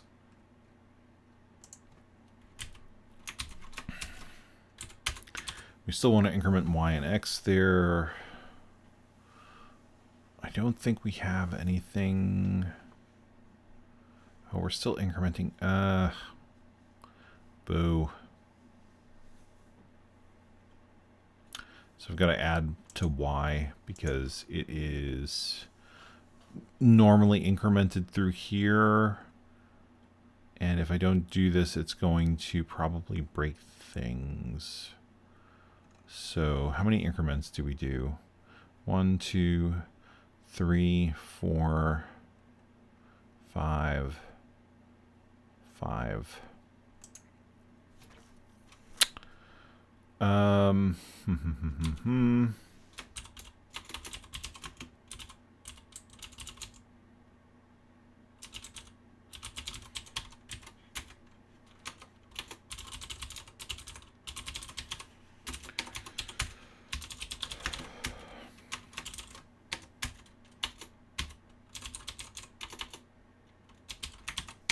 So we're just going to repeat an increment of y here. Let's put a comment.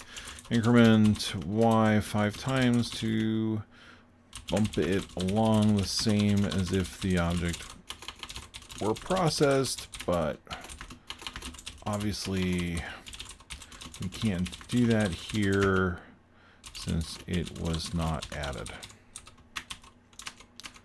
Although I don't know then why we didn't get the breakpoint. Thinking about that a little bit, but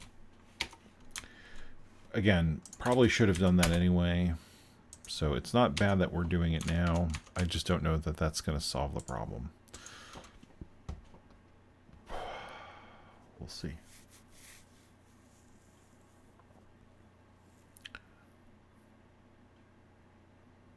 Because basically the concern was it was adding a spawn point that it shouldn't. But it doesn't look like we're getting to that anyway.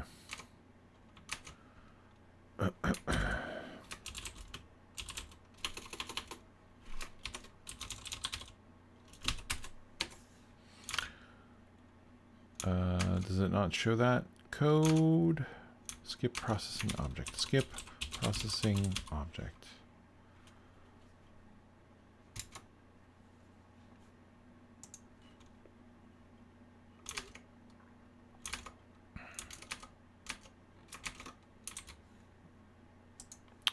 Reload the ROM, rerun the script. I don't think it's going to hit that breakpoint, but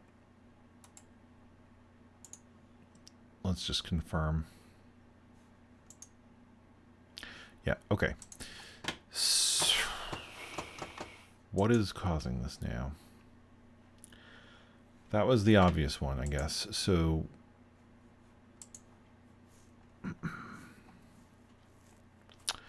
are we still seeing a spawn point that has a value that makes no sense here? Let's check it out.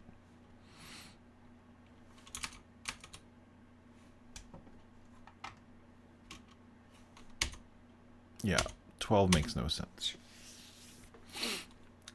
So where did 12 come from?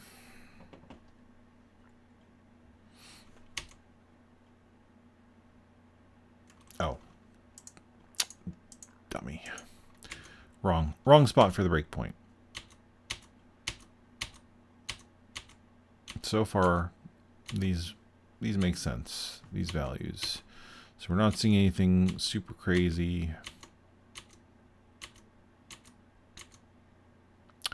There. Why is that FF?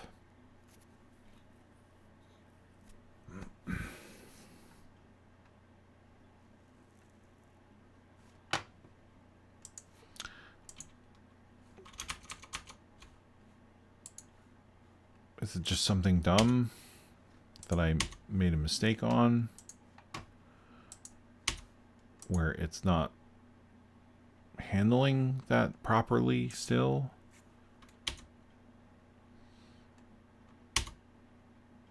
How?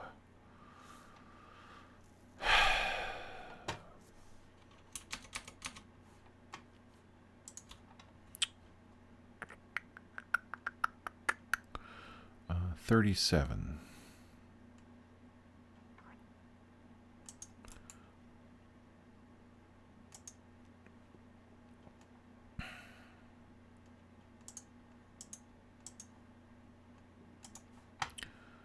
So I'm going to turn that off and restart, because in initializing the game, it's going to obviously hit that breakpoint. Okay. I don't care about this right now. do...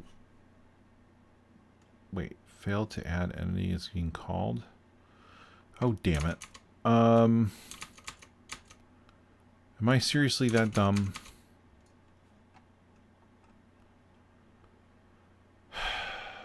Really?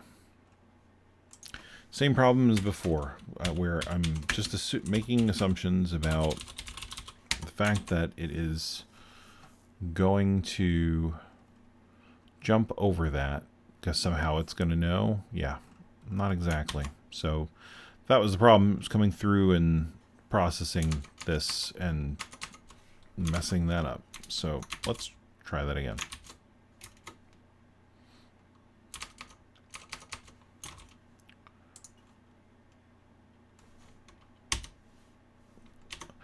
That was stupid.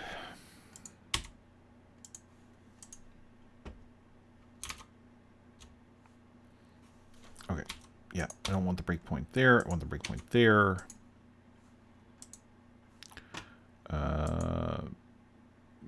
Which breakpoint is that? I don't know. I don't care about that. I just want that CPU write one, please. Okay.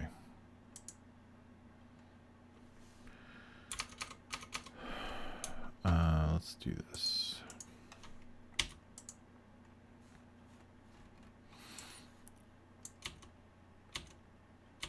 So far, it's, I mean, it's being hit in ways that make sense.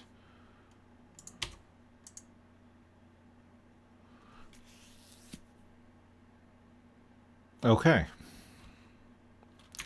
The sprite is still flickering, but we are not having the same problem that we had before, where the entities are not being loaded, unloaded, and causing weird issues. And it actually looks like we're seeing more than we would have before, or more than we were, I should say. Or maybe is it less? Are we seeing fewer?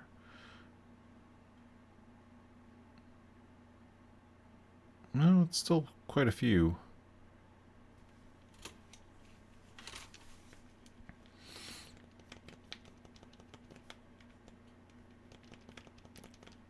But it's like once there's too many sprites, that actually destroying the sprites on that one seemed to have gotten rid of the problem. But it's, yeah, it's like once we max out the entities, then it seems like that's when the problem occurs. Let's verify that by watching our entity counts here. So once we kind of hit there, yeah, as soon as we get to the maximum,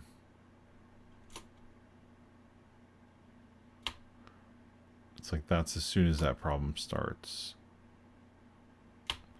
So let's take a look at the way the sprites are being drawn. That's not what I wanted to do. Let's take a look at the way the sprites are being updated here before and after this problem.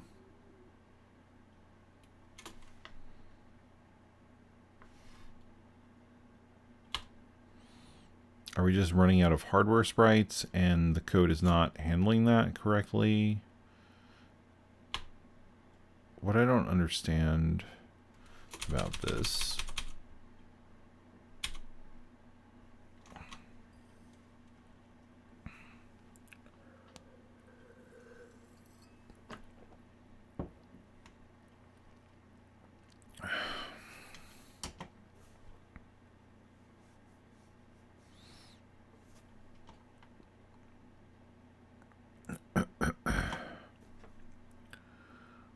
there's a bullet that I just caused to spawn.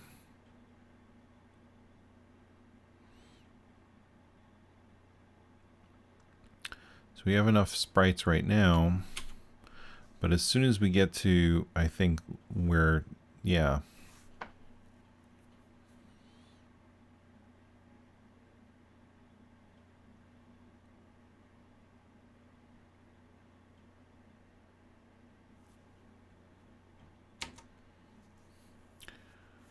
So is the shuffle that we're doing causing that behavior? I mean, it seems like yes.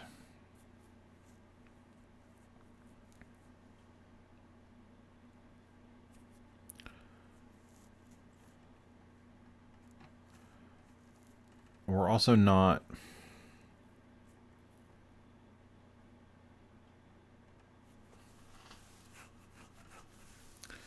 So yeah, so we're not doing any checks to see if we're going to overflow sprite mem. What comes after sprite mem in RAM? ROM. Okay. Oh no, that's the address. Sprite mem is at 400. That was the pointer. So the actual memory that holds it is at 400. And what segment do we have set up for? Should look at the configuration because I don't remember how I partitioned up the RAM. We did this a while ago, so low RAM is 200 and CPU RAM is 500.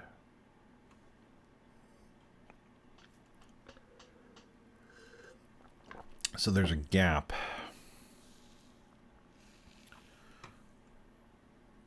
Oh, wait a minute. So if our sprite memory is at 400. That means that if we overwrite the sprite memory, then we're overwriting... Are we overwriting the object memory?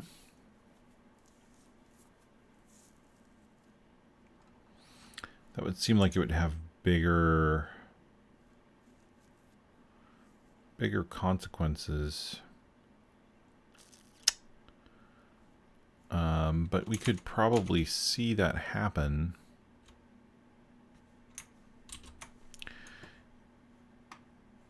If we go to, here's the object memory. Well, here's the sprite memory.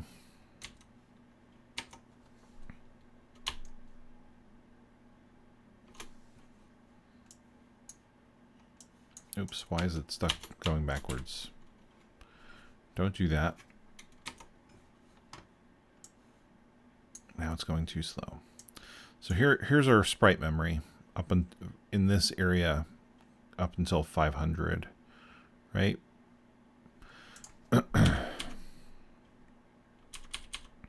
You can see as we have, whoa, whoa, whoa, whoa, whoa, whoa, whoa, whoa, whoa, whoa. What was that? Oh, that was just the way the refreshing was going. It was weird because everything initialized out for a second, and I was like, wait a minute, that's not normal. But it is normal because it's just, we clear this memory every time when we redraw, so that's okay. I just got freaked out for a second. So this fills up pretty quick. So are we hitting object memory?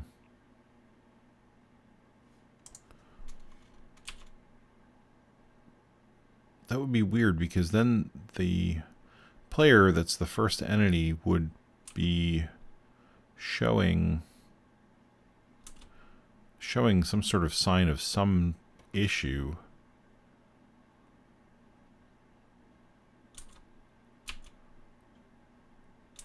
Oh.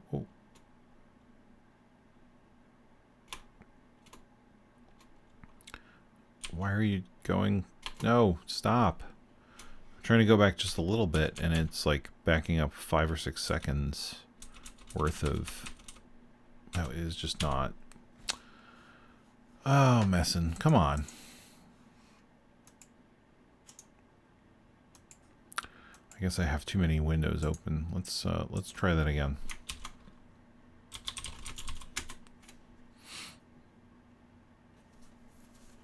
I mean, by all accounts, from what I can tell. Oh, you know what? Huh. It wouldn't do that, would it? It wouldn't overwrite because why? Let's see, if there are 64 sprites, how big are the sprites? Are they NES Dev, OAM? Are they, do they fit right into 255? 4 bytes times 64. That's 256. So the thing is, though, that Y would overflow back to 0. So that would create weird problems because it would upset the OAM memory, and we'd loop back on it through overflow.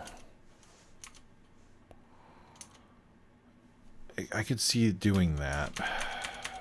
The problem is, you don't, it's going to be expensive to check the Y increment every time, so we don't want to do that. We also don't want to do partial updates, right? We don't want to draw something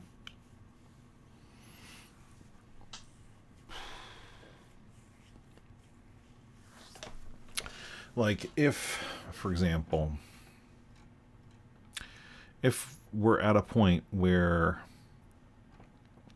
there's only two hardware sprites left, right? But we've got some entities that need to be drawn. We don't want to partially draw them,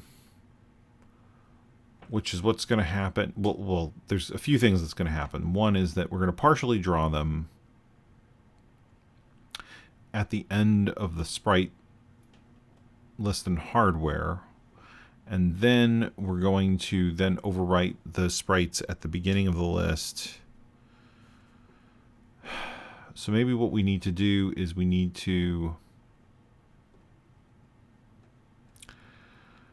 check what would happen if we add the number of sprites needed to the current sprite list and see if that overflows. I mean, it's a pretty simple thing to check.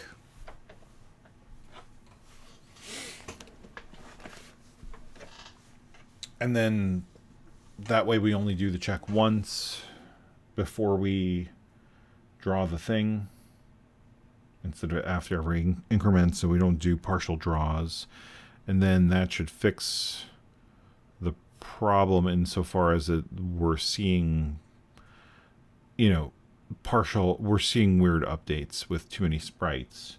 And then the other thing is that if there are entities that could potentially fit, like let's say we have some sort of really large ship that requires 6 sprites to draw, and we only have 2 left.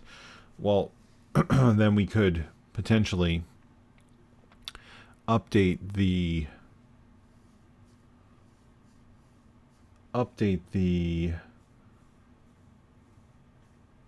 yeah, if we only have 2 left, then that means that we could still potentially draw something else that is 2 sprites completely, rather than drawing this massive thing only partially, and then it looks really weird. That will require going into the tool, though, to generate the code, because if you remember, all of this code is actually generated by the tool based on the size of the sprites and the dimensionality of the tiles. So what we'll need to do is we'll need to add something in there that just says, this is animated, so that's I mean, we could do that in this case. This still only requires 4 tiles, but what we could do is we could add some code in there that says, transfer A to Y, or sorry, transfer Y to A.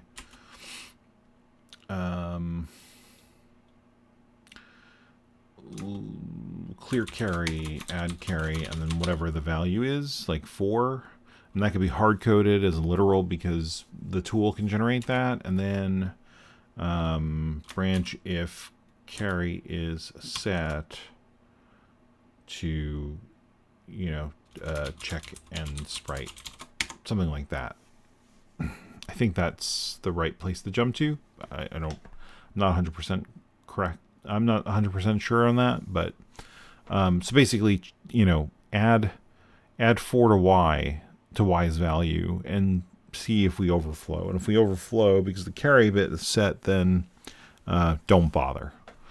This could potentially create other issues, but that's partially why we're drawing the projectiles first. Like, we want the projectiles to always draw most of the time. So I'm not going to do that tonight. We accomplished a few things, so that's good. But we'll go into, where are my notes? Let's do this. Update asset tool to check, to change sprite generated code to check if the value will fit, or if the sprites will fit in the remaining available hardware sprites before attempting to use them. Okay, so that's the note for next time.